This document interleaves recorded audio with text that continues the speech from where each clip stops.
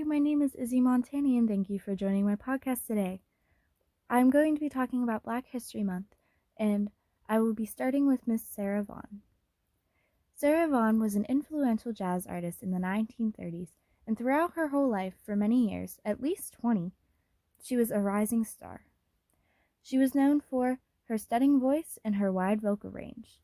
She was also an influential pianist. She was a singer in the jazz pop genre over the years, and she was successful in her music career. To begin with her early life, Miss Sarah was born March 27, 1924, and her parents were Ida Vaughan and Asbury Vaughan. Her parents were invested in music throughout their life as well, which deepened Miss Sarah's connection with singing. She started to study the piano from the age of 7 and pursued it in her future music career. By the time she was 18, she sang a little number called Body and Soul at Harlem's Apollo Theater and won her competition, once again prospering her career in music. This is Miss Sarah and her parents after winning this award. After this award, it attracted much attention, and which, as well, continued to pursue her career. And African American songwriters, this is how they made their names at Apollo Theater. And Billy Eckstein wanted to invest in hiring Sarah to sing with his band, which is interesting because Billy Eckstein's band originated in Pittsburgh, and she decided to sing with them throughout her midlife. Continuing on, her midlife. In the 1940s, her name really began to peak and appear on TV more. It started impacting society because she was a female African American jazz artist that was prospering.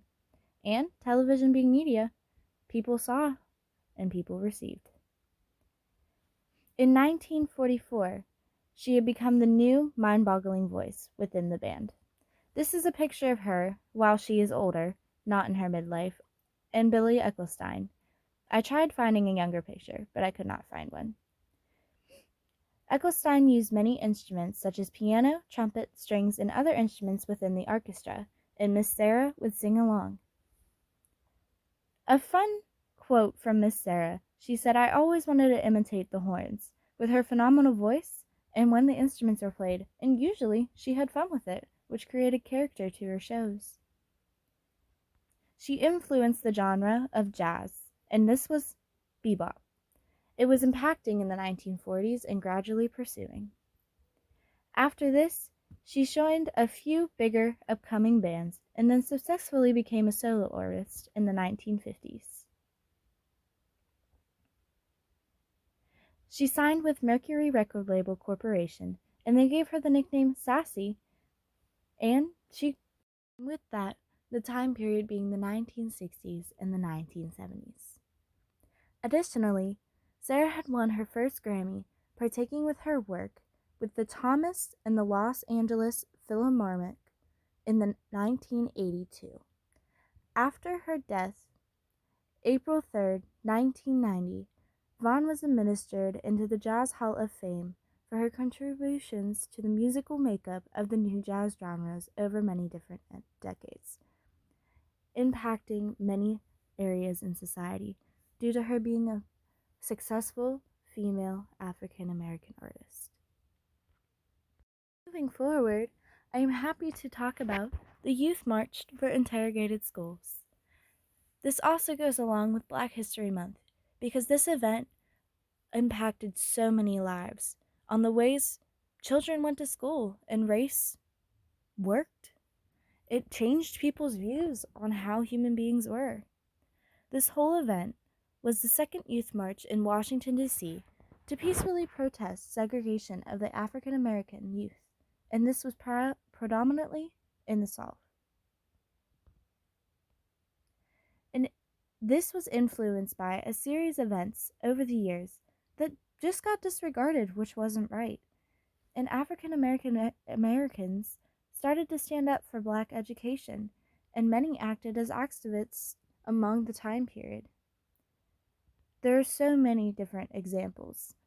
Some of those examples being St. Helena School District, Brown versus the Board of Education in Topeka, which I will introduce later, and the instances by Ruby Bridges. She was a young African American girl that went to attend a white school. This bill is a bill that was trying to be passed, that many of the activists stood for. This bill referenced to Senator Paul Douglas of Illinois, and this basically said it is not right and not constitutional to segregate different races. This is Miss Ruby Bridges. She is one of the many that influenced this because she was just an innocent black girl trying to get by and was very much segregated by her white peers going to a white school. Next, Brown versus the Board of Education was also very influential. It was another thing stating that segregating due to race was unconstitutional and showed many instances, and they were continuously fighting for their rights.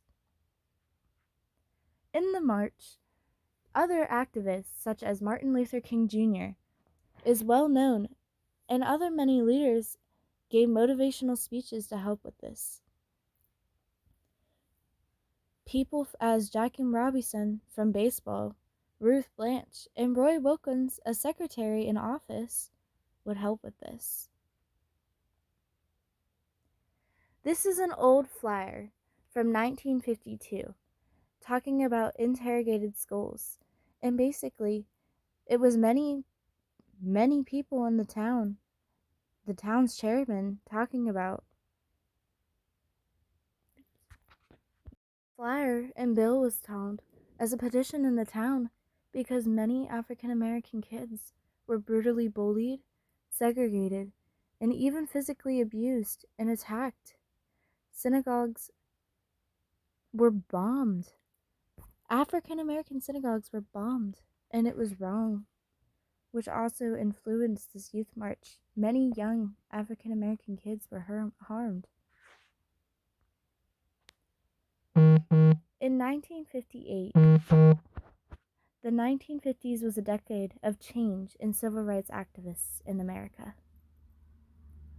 People were starting to get fed up with the racism in the South and overall just wanted peace and equality.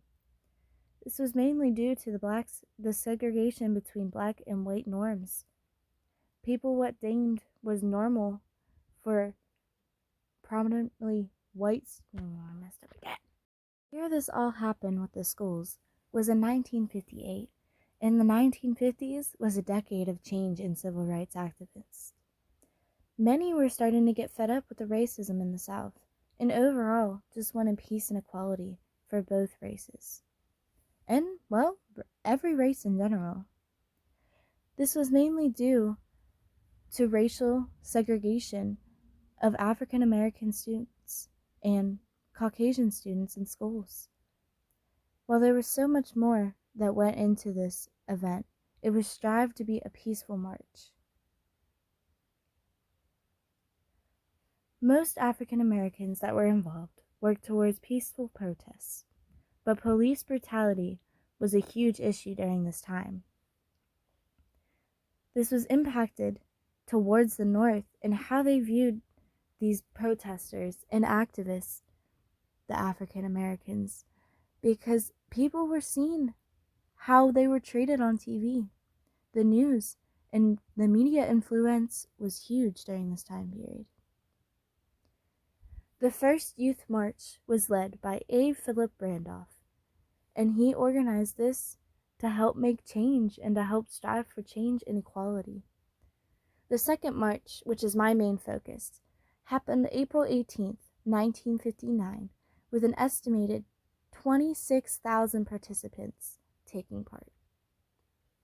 Today, this event influenced us in America because now we are able to have more equality and less racial tension.